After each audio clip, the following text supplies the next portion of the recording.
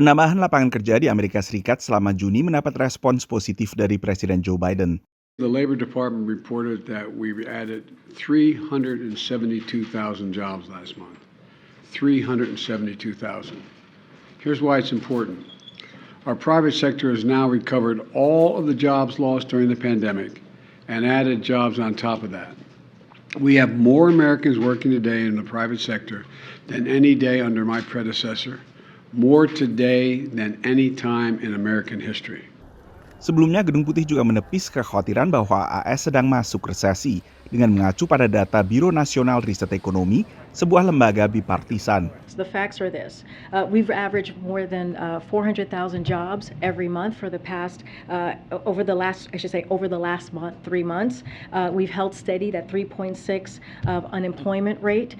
Consumer spending remains strong and above pre-pandemic trends. Business investment remains strong, and household balance sheets remain strong. So we do not believe that we are in a recession. Data Departemen Perdagangan AS menunjukkan terjadi penyusutan dalam produk domestik bruto AS selama kuartal pertama 2022, yaitu sebesar 1,5% secara tahunan. Apakah terjadi penyusutan juga selama kuartal kedua yang telah selesai? Belum diketahui dan perlu menunggu data untuk pertumbuhan atau penyusutan PDB yang baru akan mulai diketahui pada akhir Juli.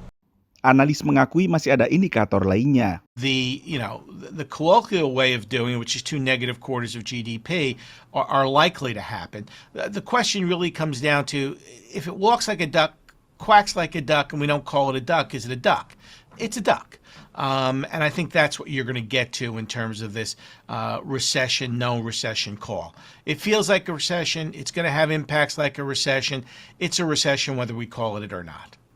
Peningkatan suku bunga acuan oleh Bank Sentral AS guna meredam laju inflasi yang menggila berada di balik ketidakpastian belakangan. I think that the real issue here basically is the aggressive tightening of monetary policy against a backdrop of zero pent-up demand in the economy, a sharply rising currency, a fiscal policy contraction. All these factors are weighing on the economy at the same time. Just as all of them were positive contributors to growth last year, all of them will be negative contributors to growth this year. Now, do we have a classical recession? The answer is no. Is there going to be economic pain that comes out of this? The answer is yes. Salah satu indikator dampak kenaikan suku bunga adalah mulai meredanya harga perumahan setelah sektor properti sempat kepanasan. Dari Washington DC, Nova Purwadi dan tim VOA.